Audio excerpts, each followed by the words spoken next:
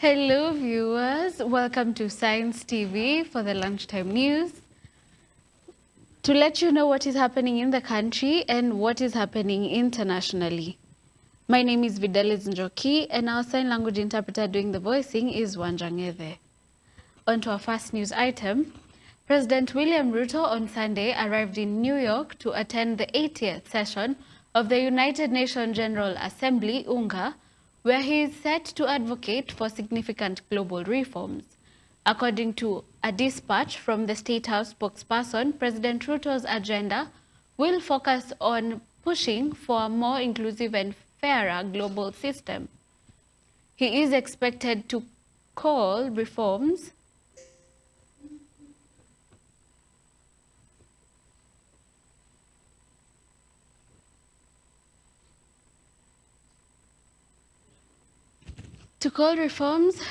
of the global financial system to ensure developing countries have equitable access to development financing. The president will also press reforms of the United Nations itself, aiming to make it more inclusive and effective in tackling global peace and security challenges. This enhances efforts of conflict-ridden areas such as South Sudan, Sudan, and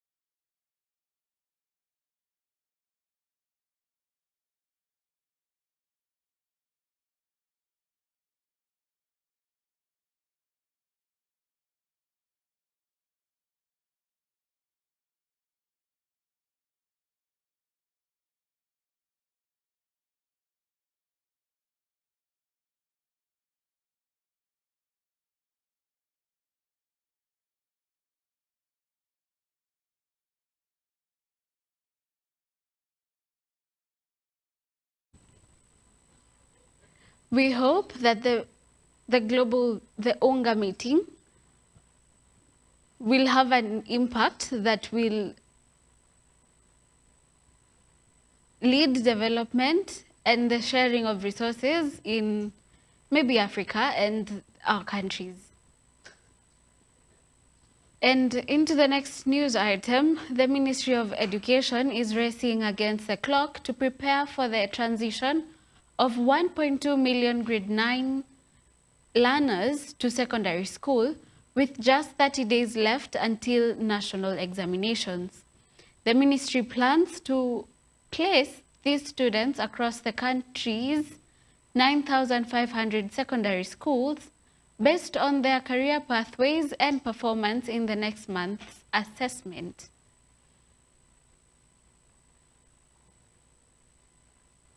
Despite the ministry's preparation, a significant challenge of Kenya shillings 3 billion debt owed to publishers threatens to derail the entire transition process.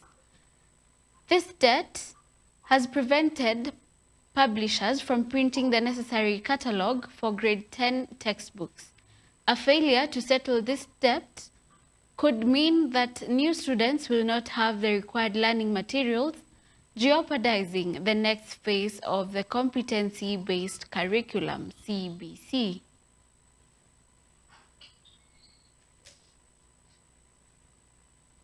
I want to tell you is that right now we have 2.4 million spaces in senior school, and we have 1.2 million learners. So we have enough capacity in our senior school for transition.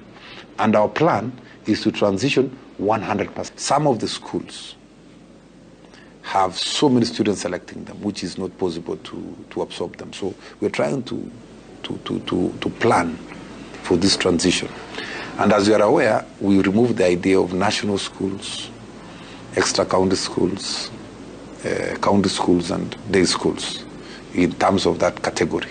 What we have now is what we call cluster 1 schools, cluster 2 schools, cluster 3 schools. The learning areas are more than 35 learning areas.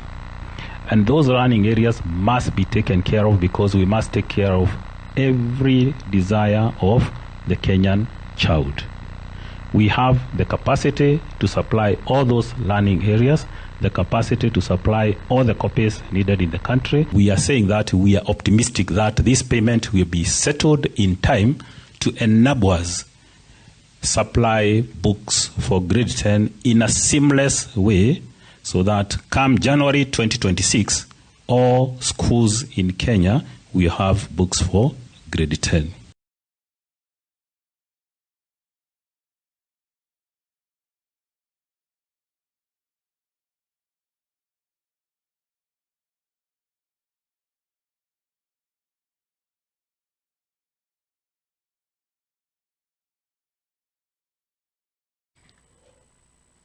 Whoa, the loan and the amount of debt that is there. I wonder how they're going to do about the next cohort of grade 10 learners. How is it going to go? So I'm worried because now they don't have the materials to use, but we hope the government will come up with a solution. And on to the next news item. Leaders within the broad-based government have launched a sharp critique of the opposition's agenda, accusing it of lacking a substantive development plan and relying on criticism for political gain. Speaking at a separate event in Uasin Gishu and Nyamira, the leaders dismissed the united opposition's blueprint as a hollow document that fails to match President William Ruto's development agenda.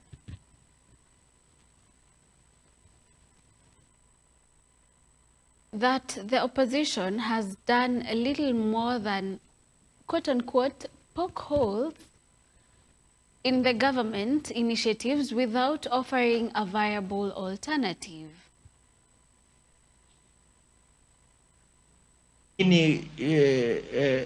Watu ya upinzani hawana agenda ya Wakenya. Agenda yao kubwa sana katika taifa la Kenya ni uchochezi, mlima, mteremko, pakafu. Sisi tunawaambia inchi lazima iende mbele ikiwa na umoja ya Wakenya. Nyinyi ni wakabila ama Wakenya? Mnapenda amani ama fujo? Wale hawana agenda. Wanasema Kasongo must go. Nyinyi mnajua Kasongo ni nani? Sisi hatujui. Si mnajua William Ruto ndio president? Hii Kasongo wanasemanga ni nani? Wanasema must go. Iko kitu imeandikwa kwa kanisa must go. Yaani wangesema Ruto must go forward. You must not take our people to the wrong direction. We will not accept it. And we will fight to the last man to ensure that our people remain in government. Saa hizi tutafanya kama ni mchezo tu.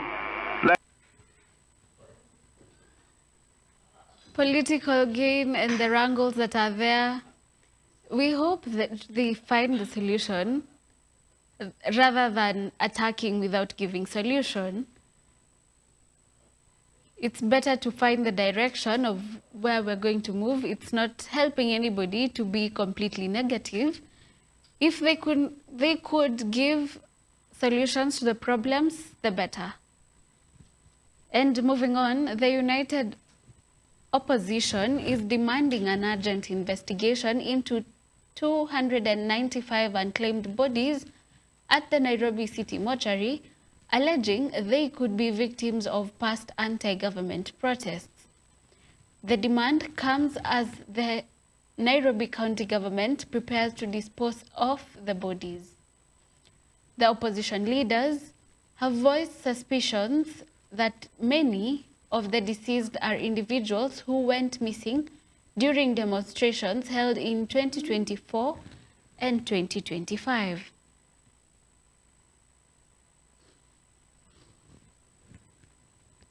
The opposition has also rejected recent to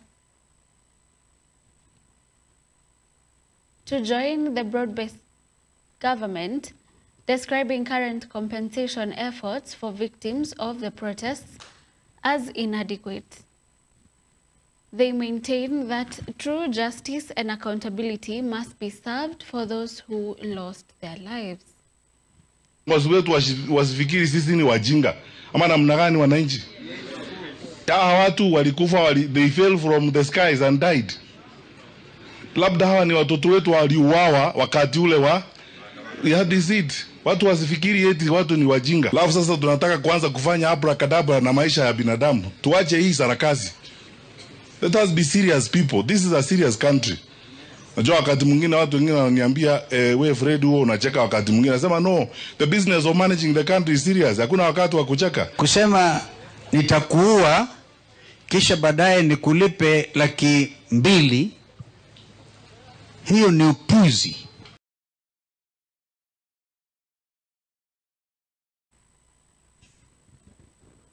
295 unclaimed bodies. That is suspicious. I have so many questions and what is being covered up, because since then we have so many people who have been missing. There's just one question. When they pay compensation about the people who lost their lives during the protests, what is the number and how do they confirm the numbers? Anyway, and away from that, Machakos County Governor Wavinya Ndeti has issued an urgent appeal to the national government to accelerate the implementation of development projects in Machakos County and the wider Ukambani region. Speaking at an event in Machakos, Governor Ndeti stated that many crucial projects, including roads, hospitals, and water projects, have stalled or are progressing too slowly. She said the completion of these projects would increase economic opportunities and improve the lives of Ukambani residents. Ndeti explained that the stalled projects significantly affect basic services and community development.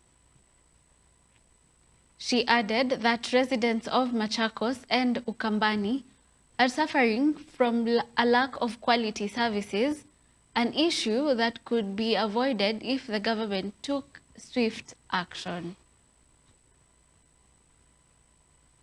Governor of Machakos, and even for the other 3 governors from Machakos County, that is Mutula Kilonzo and Malombe, and I as the chairperson of SECEB, as we are not atupingi maendeleo yoyote. Ile maendeleo yote inataka kuletwa Machakos County, ipelekwe Kitui, ipelekwe Makueni, iletwe. Because our people are also taxpayers. Our people are paying money. They are paying taxes. Why would we fight maendeleo ikiletwa Ukambani? Hakuna mtu anapigana na maendeleo hapa.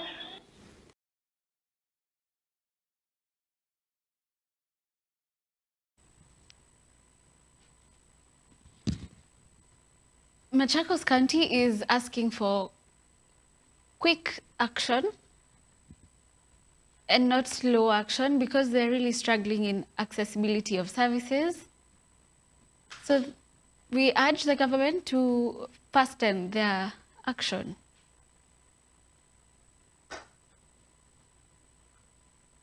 And moving on, secondary school teachers, JSS in Kwale County, now want the government to separate these schools from primary schools. They have stated that this move would enable the JSS to be fully self-governing and improve education delivery. According to the teachers, JSS schools face numerous administrative and financial challenges due to their reliance on the infrastructure and management of primary schools.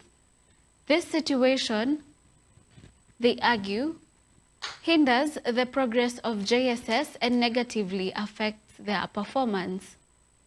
The teachers believe that separation would improve the performance and delivery of education to JSS students.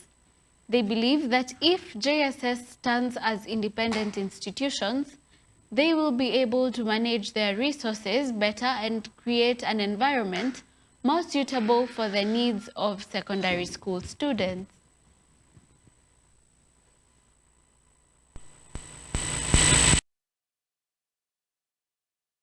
Of junior schools as a distinct and separate level of education, fully anchored with the competence-based education CBE framework. Number 2, rejection of comprehensive schools. We firmly reject the imposition of comprehensive schools, which undermine the structure, identity, and quality of education in junior schools as enshrined under CBE. Msitumalize. Sisi tuko na tajriba, tuko na experience, tuko na masomo ambayo tukiwezeshwa tunaweza kudeliver 100, 250%. Lakini kwa hali ambayo inaendelea sasa hii, tumesema JS autonomy wakwende kabisa. JSS ibaki peke yake, administrative wise ibaki kando. Walimu wa JSS wapatiwe administration tofauti. Tumechoka kudhulumiwa.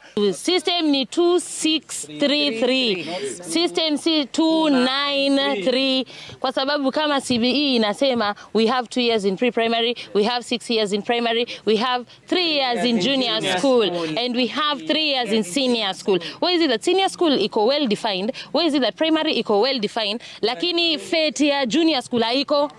Fate ya junior school inayumba sana.